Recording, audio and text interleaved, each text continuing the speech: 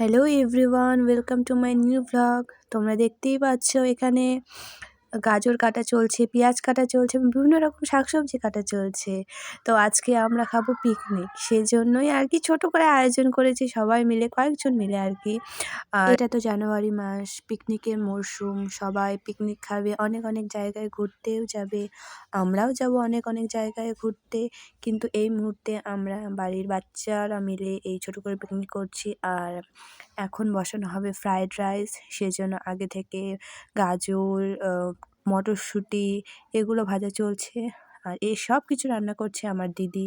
আর এখন ভাজা চলছে ক্যাপসিকাম, আর বেগুনি হবে, সেজন্য এখানে বেগুনি ভাজা চলছে।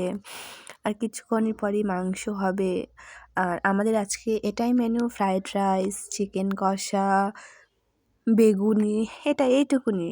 তোমরা কে কে পিকনিক খেতে ভালোবাসো? আর এই জানুয়ারি মাসে পিকনিকের মরশুমে তোমরা কোথায় কোথায় পিকনিকে যাবে অবশ্যই কিন্তু কমেন্ট করে জানাবে। আর সবশেষে ফ্রায়েড রাইসটা যাতে গরম গরম থাকে সেজন্য এটা লাস্টে বানানো হয়েছে, কারণ এখন শীতকাল, তোমরা তো জানোই শীতকালে যে কোনো শাকসবজি রান্না করতে করতেই ঠান্ডা হয়ে যায়। সেজন্যই হচ্ছে আমরা ফ্রায়েড রাইসটা দেরি করে করেছি, যাতে আমরা হওয়ার পরই গরম গরম খেতে পারি। গরম গরম খাওয়ার টেস্টটাই একটু আলাদা।